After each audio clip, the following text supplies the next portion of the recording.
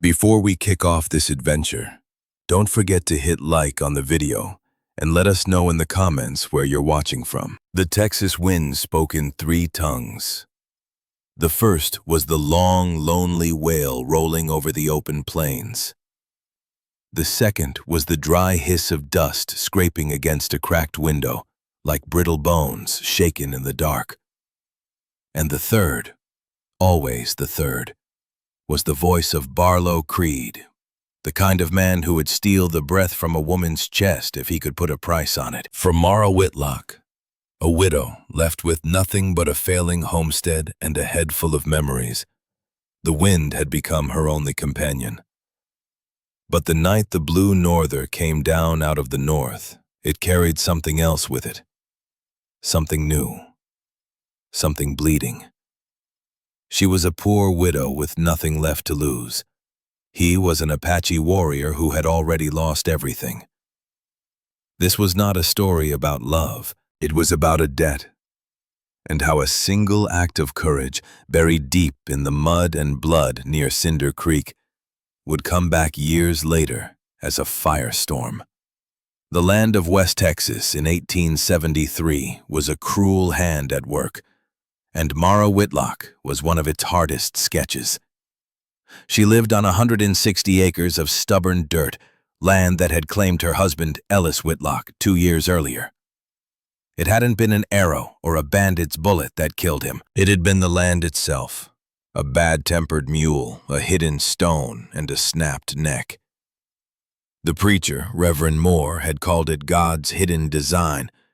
Mara called it a bad Tuesday. After that, she was simply the widow Whitlock, a woman measured only by what had been taken from her. Her place was little more than a sagging cabin and a leaning barn, pressed close together like they could keep each other warm against the endless panhandle wind. The town of Cinder Creek, a mile to the east, offered no mercy. It was a town clenched tight in the fist of one man, Barlow Creed. Creed owned the Circle C spread, less a ranch than an empire of grass and longhorns. He owned the bank, the general store, and, by extension, the souls of most men who lived there. His enforcer, Haskell Dunn, was a slab of muscle and spit, always at Creed's side, serving as both shadow and club. Creed wanted power. Creed wanted Mara's land. It wasn't rich land, not on paper, but it held a small, steady spring, and in that country, water meant control. He had made her offers, each one meaner than the last, his smiles thin and patient. "A woman alone, Mrs. Whitlock," he'd said the week before, thumbs tucked into his velvet vest. "It ain't proper. Wolves get bold." Mara knew he wasn't talking about animals. She survived the way quiet people do. A thin garden clung to life behind the cabin. She mended shirts for the few Creek folk not on Creed's payroll, and earned coins barely worth the trouble.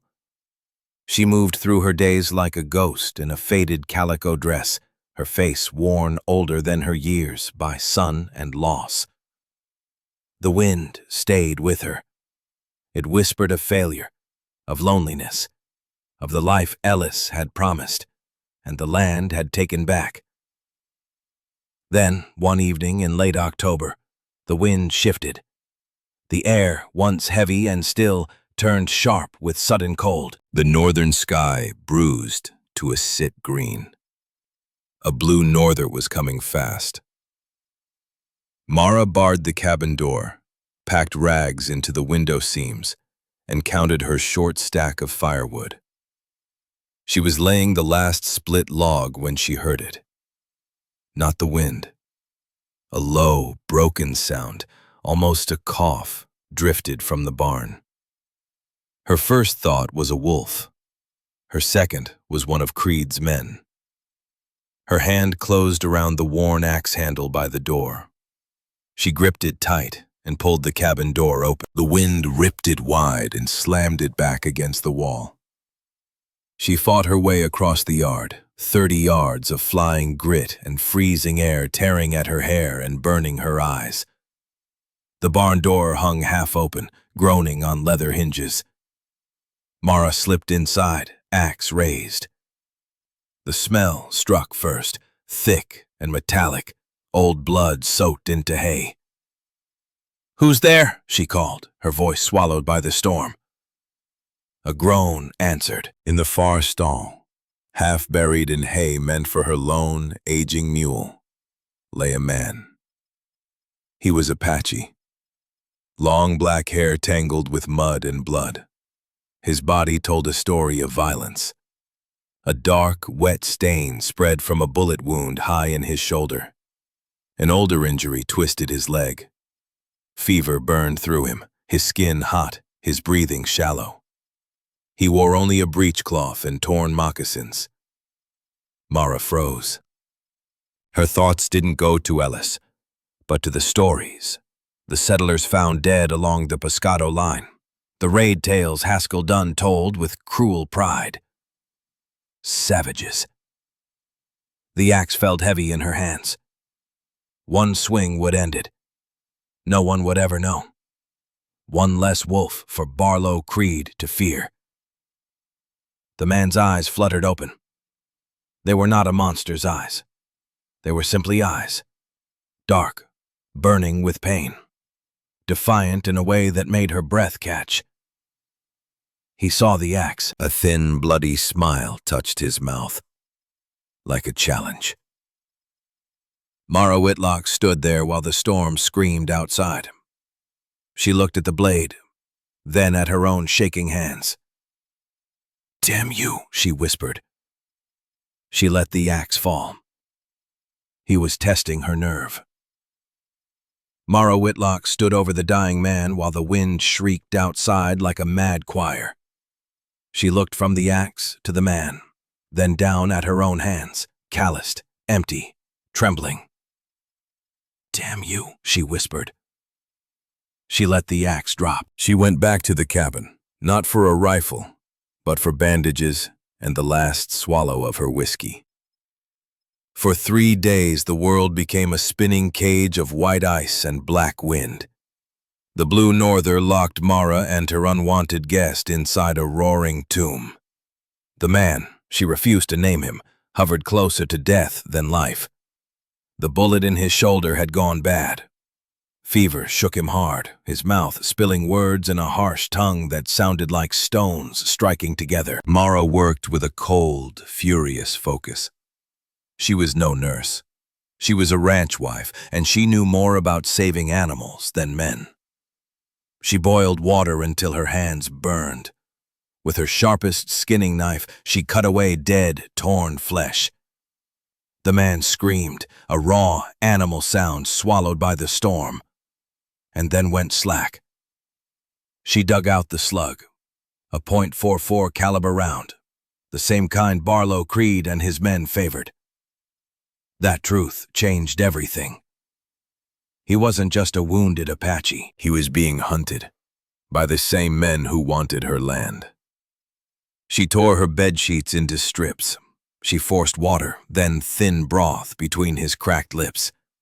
He spit it back, eyes blazing with hate. She slapped him lightly and tried again. "Drink," she ordered, like she would her stubborn mule. "You don't get to die in my barn. You hear me? You don't get to drag them down on me just to die." On the 3rd day, the fever finally broke.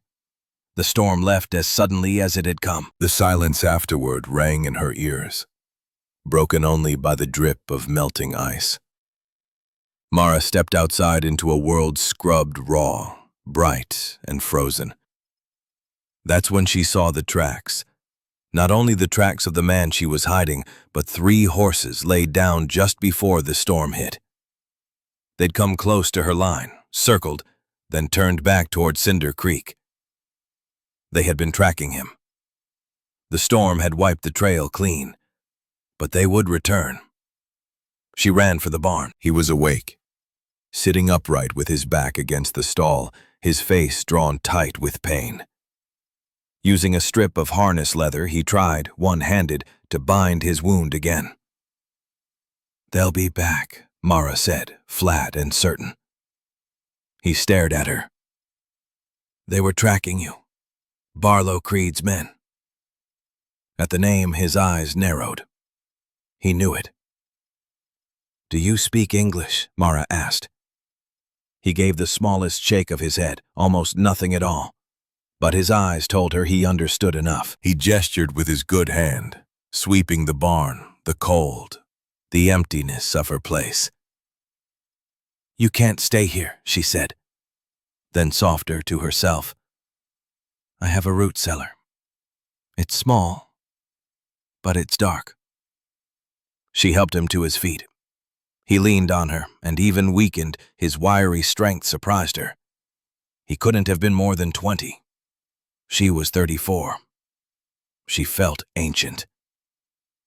The cellar sat beneath the cabin floor, a dirt-walled pit hidden by a rough trap door, covered by her dry goods table. It smelled of earth and old potatoes.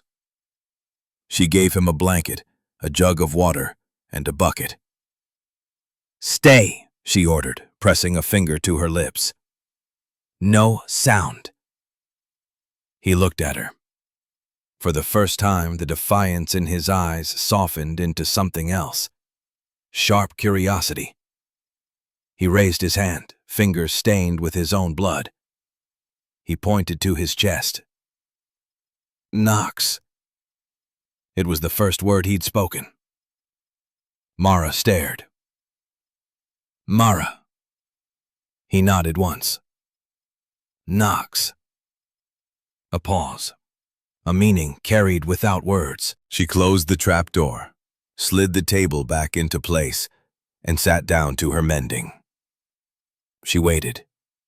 She didn't wait long.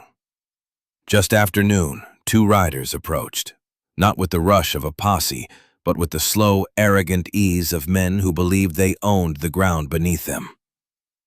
Barlow Creed and Haskell Dunn. Mara met them on the porch, hands wrapped tight in her apron. Mrs. Whitlock, Creed said, smiling as he touched the brim of his fine hat.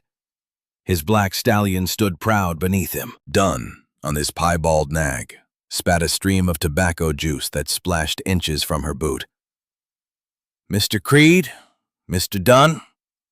Nasty storm, Creed said, eyes drifting over her place, the patched barn door, the sagging fence. Makes a man think how vulnerable some folks are. A body could freeze out here and lay for weeks. I manage, Mara said. I'm sure you do, Creed replied. We're on business. Lost a few strays in the storm. You haven't seen anyone passing through, have you? Tracking a thief, Dunn added, voice like crushed gravel. We were tracking a horse thief, Haskell Dunn said. An Apache. Hit the Circle C range. We clipped him, but he ran north, straight toward your place. Storm wiped the trail clean, Barlow Creed added. Mara Whitlock's heart turned to stone. Beneath her boots, under the floorboards, Knox lay perfectly still. A horse thief? Mara said, schooling her face into mild curiosity. No, Mr. Dunn. I've seen no one. Just the wind. Creed smiled, but it never reached his eyes. He studied her, slow, measuring, like a man pricing a thing he meant to buy. He believed everyone had a number, and he was certain hers was small. Shame, Creed said. We're offering a reward. $50 for the body. Less for information. $50. It was more money than Mara had held in a year. Enough for a new mule. Enough for spring seed. Enough to buy a way out of Cinder Creek. She felt the weight of the floorboards beneath her feet. She felt the gaze of the man hidden in the dark. Mara met Creed's stare. Well, if I see a horse thief, Mr. Creed, I'll let you know. But all I've seen is my own mending. Dunn grunted, displeased. Creed, however, chuckled. Of course you will, Mrs. Whitlock, he said, gathering his reins. You're a pillar of this community. A good, God-fearing woman. He tipped his hat. Haskell, let's ride. Vermont probably froze in a ditch. As they turned their horses, Dunn paused, eyeing her thin garden and the broken fence. You ought to leave this place. Ain't fit for a woman. Too wild. He spat once more, and they rode off. Mara stood on the porch until they were nothing but dark specks against the winter sun. Her hands shook so badly she had to grip the rail. She had lied. She had lied to Barlow Creed. She went inside on unsteady legs, lifted the trap door, and found Knox sitting in the darkness. He had heard everything. His face was unreadable, but he held something out to her. A small piece of carved wood. A bird. A hawk. Whittled in the dark with his knife. It was crude, yet the lines were sure. She took it. A trade. His life for her lie. The weight of it felt heavier than $50. The pact in the root cellar lasted 8 more days. They lived in silence and tension. Mara brought him what little food she had, corn mush, jerky, water, and checked his wound. He healed with the unsettling speed of something born to survive. He watched her. That was the hardest part. She would mend by lamplight and feel his eyes on her through the crack in the trap door. Not hunger, not lust. Calculation. He studied her like she studied the sky. He was learning her. At night she heard him, a single soft thud as he climbed out to stretch in the tight cabin. She lay on her cot with her back turned, pretending sleep, the skin at her neck prickling. He showed gratitude in quiet ways. Using his knife and a stone, he fixed her broken axe handle, set the head true, balanced it right. He mended the leather strap on her water bucket. Small acts, done in the dark. Helpful. Dangerous. His presence changed everything. Mara was no longer just a poor widow. She was a criminal. Every knock, the post rider, a neighbor asking for sugar, set her nerves on edge. She needed supplies. The lie had bought time. But flour was low, and Knox's wound still burned angry. She needed laudanum, for pain and for silence. She hitched her mule to the rickety wagon and drove into Cinder Creek. One dusty street, Creed's saloon on one side, his general store on the other. The store belonged to Vernon Pike. Vernon Pike was thin and gray, worry etched into his face. A decent man crushed beneath his largest creditor, Barlow Creed. He'd always treated Mara kindly, letting her take goods on credit he knew she couldn't clear. She stepped inside. The bell jingled. "Mr. Whitlock," Pike said, surprised. "We haven't seen you since before the Norther." "Vernon Pike, I need supplies." Mara Whitlock slid her list across the counter. Flour, salt, coffee. Then her voice dipped. "And a bottle of laudanum. For my headaches." Pike's eyebrows jumped. Laudanum was dear, and she was asking for the large bottle.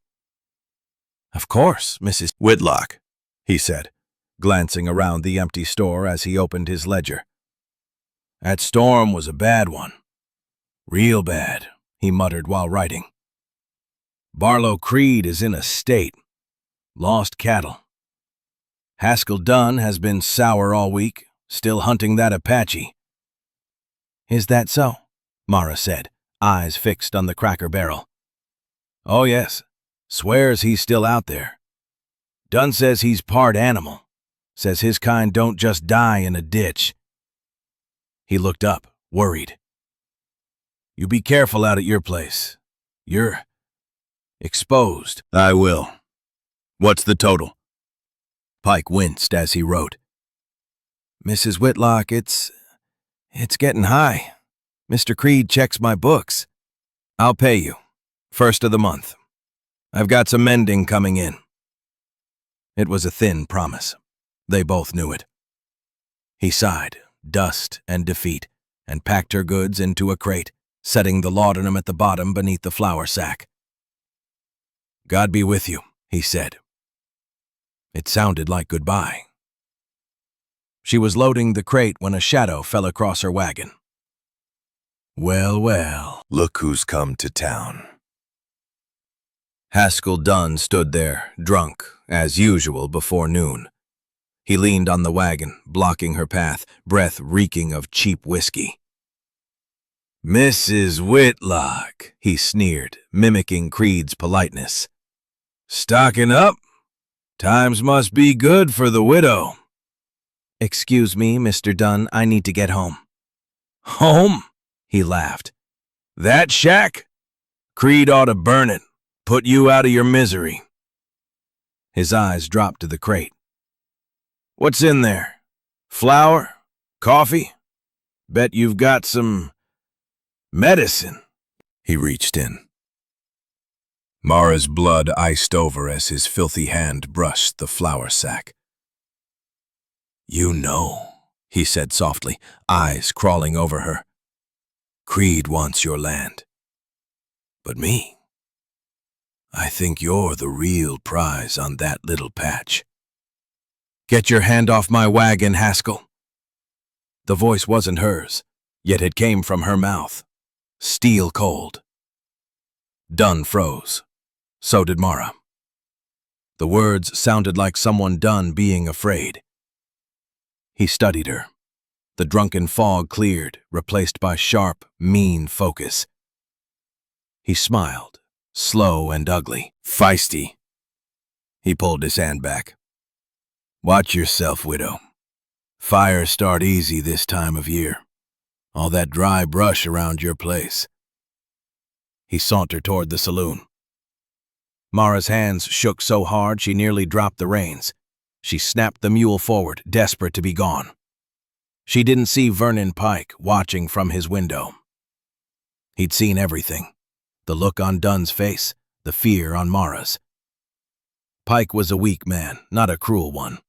He knew Dunn would report to Creed. He knew Creed would ask why a widow was buying so much.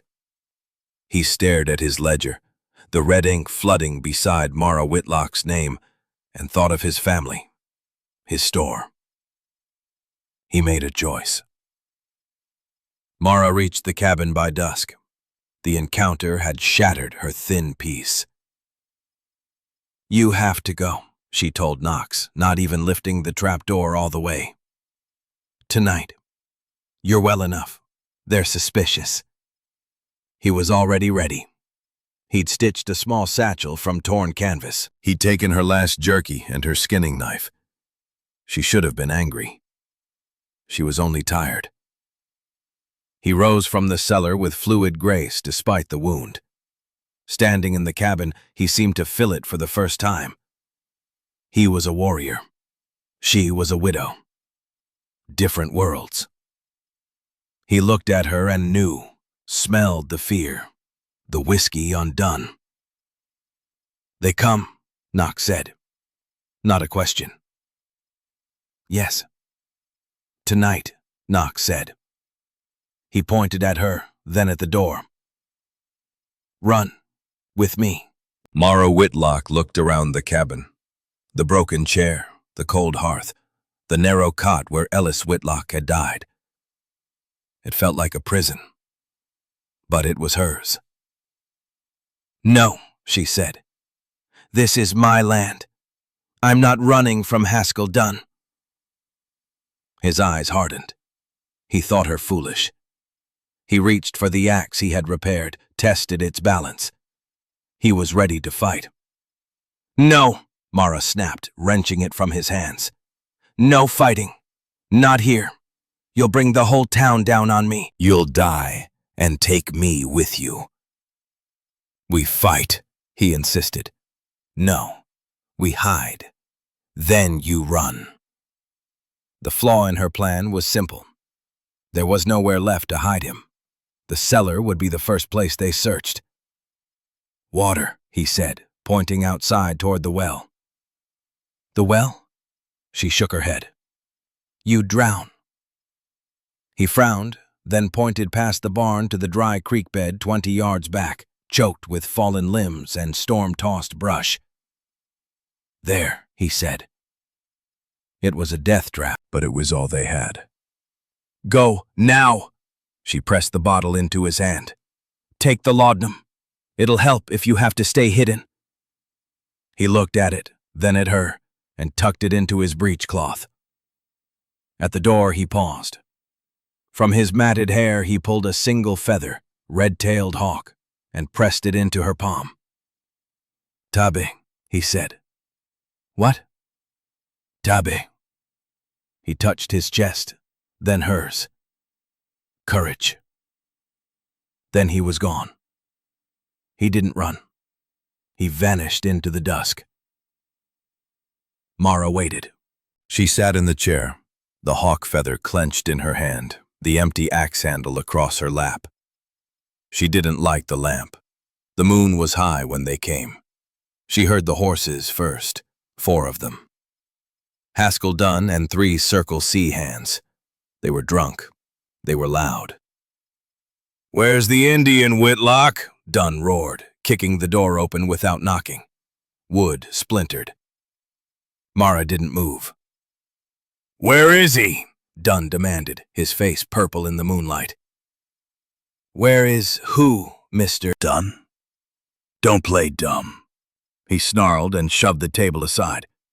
"Vernon Pike talked. Told us everything. The bandages. You're hiding him." The name hit her like ice. The decent man. The coward. "I don't know what you're talking about." Dunn backhanded her. The blow sent her crashing from the chair. "Check the cellar." 2 men ripped the trapdoor open, lantern light spilling down. "Nothing, boss. Just potato peels." "The barn," Dunn yelled. He hauled Mara up by the hair. "I'll ask once more, you traitor. Where is that savage?"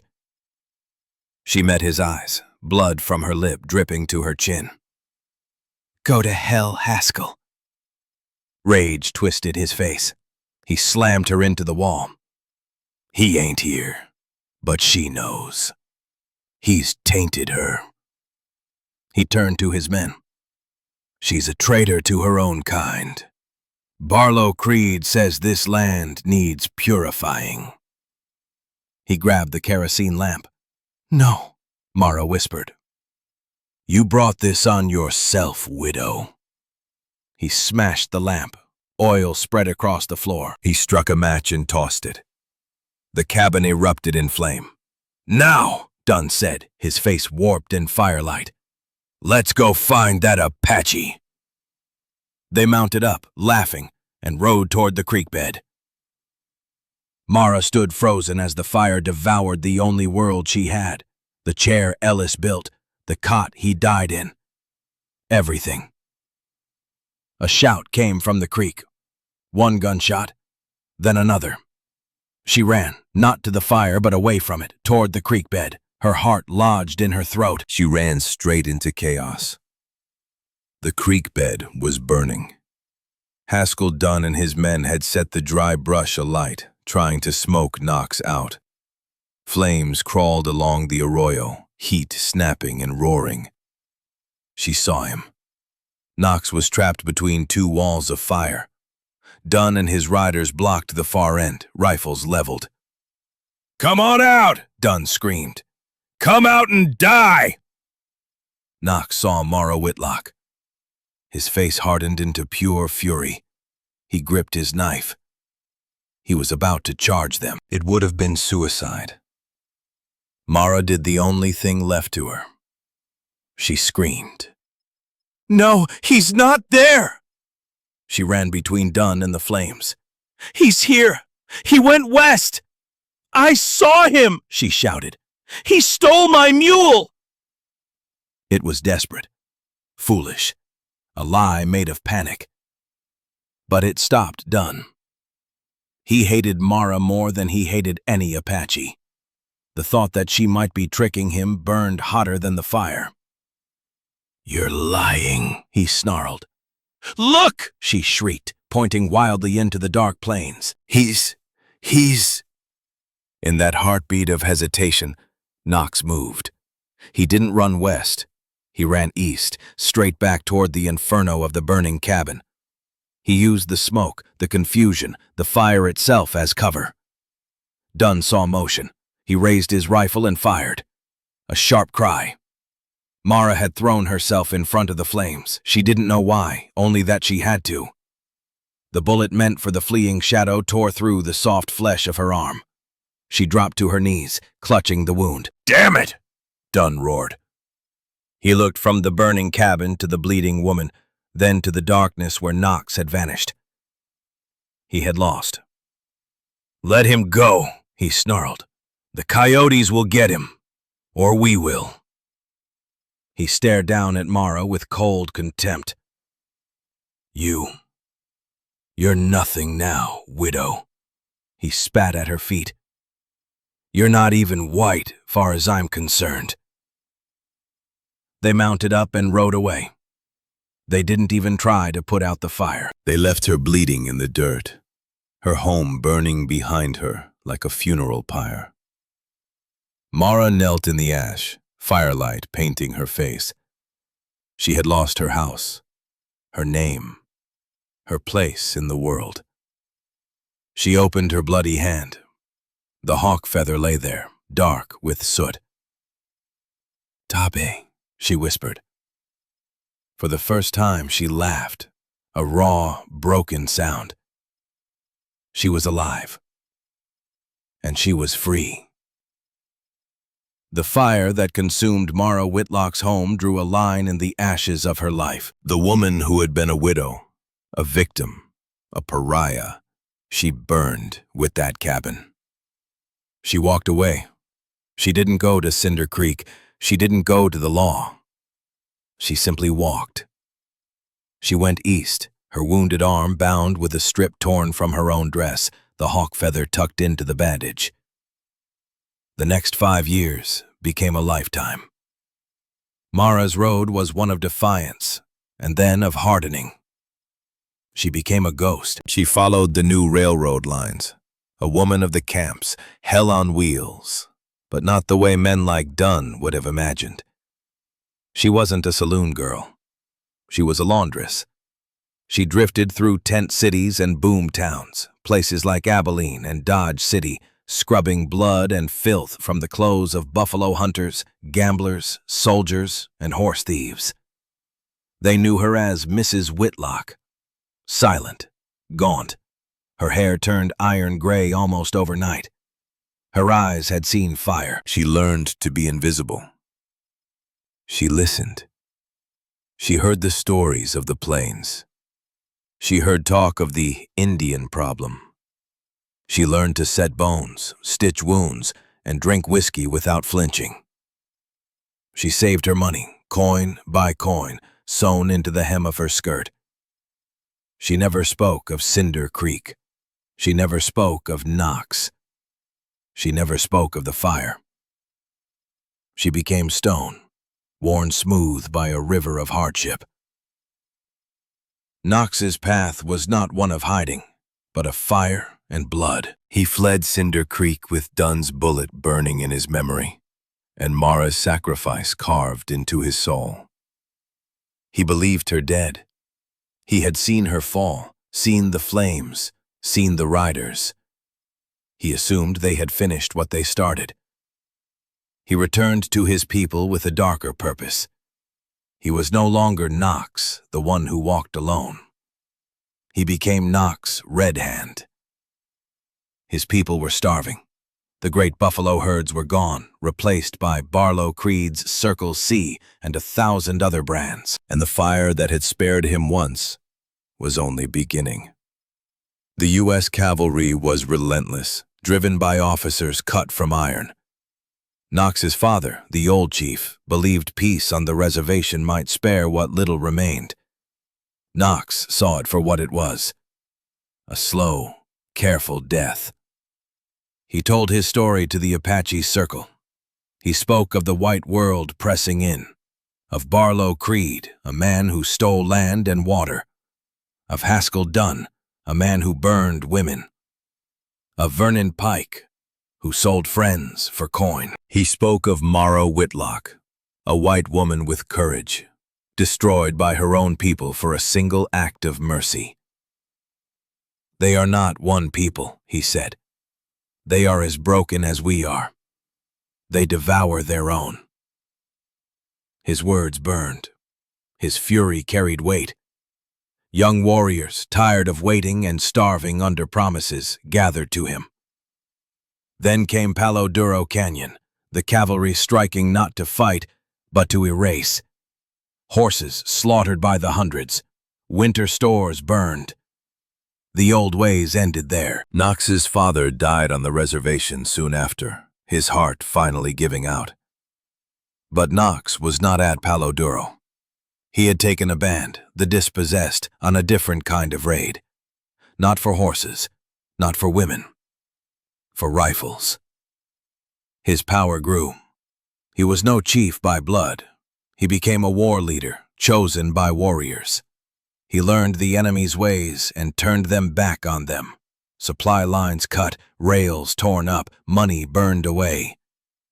He stopped fighting as the old stories said he should, and fought as they did. He took a new name to honor the son who hardened him and the woman who saved him. He became Knox Red Hand. He did not forget Cinder Creek. For 5 years he waged his war, his legend swelling as men joined him, Apache first, then Kiowa and Cheyenne, until he was a ghost, a rumor, a fear carried on the wind. And all the while he moved, slowly, deliberately, back toward Texas. Cinder Creek changed. With Mara Whitlock's land and spring swallowed into his holdings, Barlow Creed ruled like a small king. A 2-story hotel rose. A brick bank followed. A new church rang its bell. Haskell Dunn wore a tin star now, the same black heart beneath it. Vernon Pike's store grew larger, though the man himself shrank, grayer, smaller. The Indian troubles were said to be over. The Apache were declared pacified. Mara Whitlock became a cautionary tale, whispered at campfires to keep wives obedient. Then, one morning, the telegraph went dead. The next day, the Circle C's North Range camp was found empty. Cattle gone, men gone, and the brand, Circle C, burned into the dirt 1,000 times in mockery. By noon, a single rider reached town and fell from his horse, weeping. "It's a war band," he cried. "Hundreds. They're not raiding. They're hunting." Panic took the street. Men grabbed rifles. Women and children were pushed into the brick church. Barlow Creed, Haskell Dunn, and Vernon Pike stood on the saloon balcony with a spyglass. On the ridge where Mara's cabin once stood, a mile out, a line of riders waited. They were not painted for a quick strike. They were painted for a reckoning. They carried Winchesters, not just lances. At their center sat a man on a black stallion as fine as Creed's own. A war bonnet of hawk and eagle feathers crowned him. Polished bone gleamed on his chest. "My God," Creed whispered. "Who is that?" Dunn, pale, squinted. "It can't be." The war leader lifted a hand. The line did not move. Then he rode down alone, slow, measured, straight into Cinder Creek's main street. Curtains twitched, doorways hid breathless faces. He stopped 50 yards from the saloon. It was Knox, and it was not the boy they remembered. This man was broader, scarred, his eyes holding the cold of someone who had seen the world end and kept walking. This was Knox Red Hand. He spoke, and his voice carried, clear, steady, learned. Perfect English, studied and precise. "People of Cinder Creek," he said. Rifles tightened in Creed's and Dunn's hands. I am Nox Red Hand. You built your town on stolen land. You drank from stolen water. This I cannot change. The river of time flows one way. He paused, eyes sweeping the street. But a debt is owed. I am not here for your women. I am not here for your cattle. I am here for 3 men. A single terrified breath swept through the street. Barlow Creed flinched as if struck. Haskell Dunn spat into the dirt, though his hand shook. And in his store, Vernon Pike collapsed against the counter and began to sob. "Give me these 3, Nox Red Hand called out, "and your town will be left untouched. Your families will see the sun set." He paused. "Refuse me, and my warriors will wash this street clean with fire. You have 1 hour." He turned his magnificent horse, and with the same slow, deliberate arrogance, rode back toward the ridge. The town exploded. Inside the saloon, chaos ruled. "We have to fight," Dunn bellowed. "Fight with what?" a merchant shouted back. "There are hundreds of them." "He wants you," another man said. "You and Creed." "He's a savage," Creed yelled, but the strength had gone out of his voice. "You can't trust him." Every eye turned toward the 3 men. The Creek folk who had bowed to Creed. The men who had drunk with Dunn. The women who had shopped in Pike's store. Their faces were cold now, measuring. Pastor Elwyn, the preacher who had replaced Reverend Moore, stepped forward. "It is a sin to sacrifice a man," he said, "but the needs of the many—" "You'll just hand us over," Pike cried, clutching the preacher's coat. Nearby, the blacksmith, Abram Holt, shook his head. "You brought this on yourself, Creed. All your progress built on this." The hour passed in shouting, prayers, curses. Then the church bell tolled. Time was up. Nox Red Hand returned with 10 of his best warriors. They stopped in the street. The saloon doors creaked open. The Creek folk, faces set and grim, shoved the 3 men forward. Dunn had been stripped of his gun. Creed's fine suit hung rumpled and stained. Pike could barely stand. "So," Nox Red Hand said, looking down at them, "this is the civilization you built. You promise?" Creed stammered, forcing dignity into his voice. "You'll leave the town." "I honor my word," Nox Red Hand replied. "Unlike you." He dismounted and stepped closer. He faced Dunn first. "You like fire," he said calmly. A warrior handed him a torch, taking from the saloon. "No, please," Dunn whimpered. Nox Red Hand did not touch him with the flame. He only held it close. "You burned a woman's home," he said. "A woman who was innocent." He turned to Pike. "You betrayed a friend. You sold a life for what? A line in a book?" Then he faced Creed. "And you," he said quietly. "You are the root. The greed that poisons the land." He lifted his hand. The moment before judgment. A woman's voice cut through the air. "You'd be no better than them." The voice was rough, like gravel dragged across stone. The crowd parted. A woman stood there. She wore the plain gray of a laundress. Her hair was iron gray, pulled into a severe bun. Her face was lined hard by weather and work. Her hands red and raw. She had arrived on the stage 3 days earlier, silent, invisible, working at the new hotel. Nox Red Hand froze. His warriors tensed, hands tightening on weapons. He stared at her. He looked into her eyes. "Mara," he whispered. The name sounded impossible on his lips. The street fell utterly silent, as if even the wind dared not breathe. Barlow Creed staggered back. "The Widow Whitlock," he breathed. "It's impossible. You're dead." "No thanks to you," Mara Whitlock said flatly. Her eyes never left Knox Redhand. He stood there, Warchief, king of killers, a man who had come to burn the world. And he looked at her as if he were seeing a ghost. "I saw you fall," Knox Redhand said. His English faltered, the steel slipping away. "The fire. I saw." For a heartbeat, the Warchief vanished, and the boy from the barn stood in his place. "You saw what Knox wanted you to see," Mara Whitlock said quietly. I walked away. I've been walking ever since. She had heard whispers in Dodge of a war chief named Knox Redhand, a man waging war along the Texas line.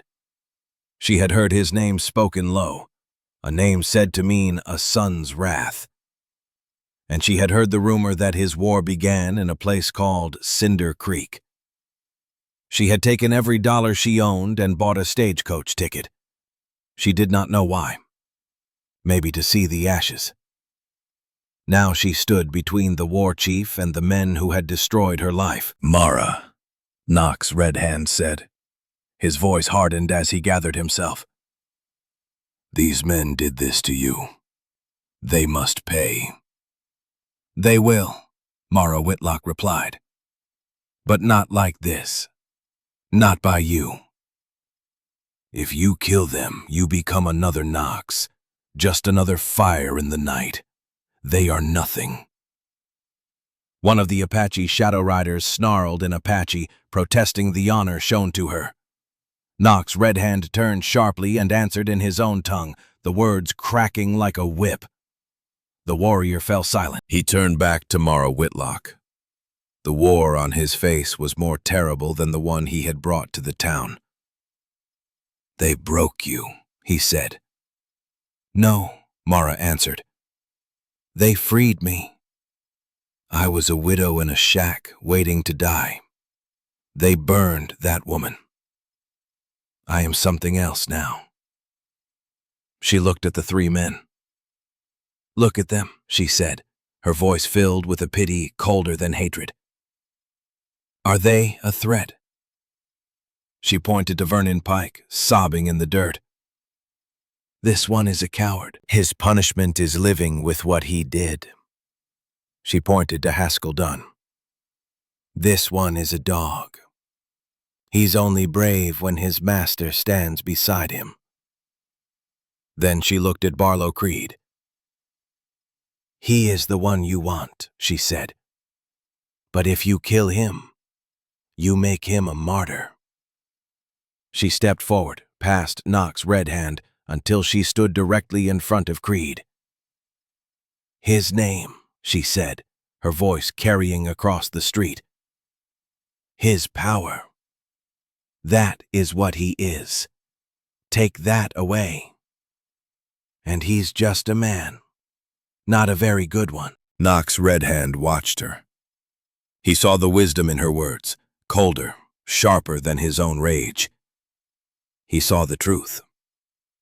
He smiled. It was the first time she had ever seen him smile. It was a terrible, beautiful thing. "Mara Whitlock," he said, "you have Tabe." He turned to the Apache shadow riders and gave a series of commands. They did not kill the men. They seized Haskell Dunn. They did not beat him. They stripped him of his tin star, his rifle, his boots. They whipped him, not with a lash, but with his own gun belt, then threw him into the dirt. They took Vernon Pike to his store. Knox Redhand himself painted a single word across the front in black. "Coward." Then they came for Barlow Creed. They took his fine hat. They took his velvet waistcoat. They took the deed to the bank from his pocket. Knox Redhand lit the deed with his torch and watched it burn. You will not die, he told the three men huddled together. You will live, here, With no power, with no honor. You will be the poor. You will be the widows. He turned back to his horse. From the saddle he unstrapped a magnificent beaded sash, a warrior's sash, the mark of his rank as Warchief. The town watched in silence as he walked to Mara Whitlock and held it out. They called you a traitor, he said loudly. They branded you. They took your home. You showed courage when they had none. My people honor courage. I honor you. Mara looked at the sash. It was worth a fortune, a king's gift. She took it, but did not wear it. She only held it. And now? She asked. Now, Nock's red hand said, I ride. My war is over. This is not a world I can win, but it is one I can leave. He looked at her, one long, final look, seeing both the woman who had saved him and the woman she had become. He offered her his hand. Come with us, he said. You will be honored above all others. It was the ultimate offer. A place, a home, honor. Mara Whitlock looked at the Creek folk, who stared back at her with a new, frightened respect. She looked at Barlow Creed, a man hollowed out, emptied of power. Then she looked at Nock's red hand. A king. She shook her head. I am not Nuhumunu, Mara said softly, using the word he had once taught her. I am not of Cinder Creek. I am my own. Nock's red hand nodded. For just a heartbeat, the boy, Nox, was there again. A flash of deep respect and sorrow. Then walk well, Mara Whitlock, he said. He swung on to his black stallion. He and the Apache Shadow Riders turned as one. They did not look back. They rode out of Cinder Creek not as a war band, but like a wind passing through. They vanished over the ridge, back into a land that had once been theirs, and no longer was. Mara Whitlock remained standing in the middle of the street. The Creek folk watched her in silence. She was dust-stained. She held a war chief's sash in her hands. She was no longer the widow. She was the woman who had faced down Barlow Creed and an Apache war chief, and walked away with the respect of both. She turned. She did not look at the broken men. She did not look at the watching crowd. She walked to the general store and, with her own hands, took a rag and wiped the word coward from Vernon Pike's door. Then she went to the hotel, the sash folded carefully in her arms, to collect her things. She had a future to build. In the end, this was never a story about revenge. It was a story about honor. Not the honor of a rich man's name, not the honor of a marshal's tin star, but the raw, unbreakable honor of courage. Mara Whitlock, a woman with nothing, and Nox, a man with no future, were two sides of the same coin, forged in the fire of a cruel land. She gave him his life. He returned and gave her back her life, and her name. He did not save her with a bullet. He saved her with memory. He remembered her courage when the world, and even Mara herself, had forgotten it. The real Wild West was not just built with guns. It was built with grit. And it was survived by people like Mara Whitlock. What do you think was the most powerful act of courage in this story? Mara hiding Nox, or Mara facing him down in the street? Let me know in the comments below. And if you enjoyed this story of grit, honor, and the hard truths of the frontier, be sure to hit like, share it with a friend, and subscribe for more tales of the West. Until next time, Stay brave.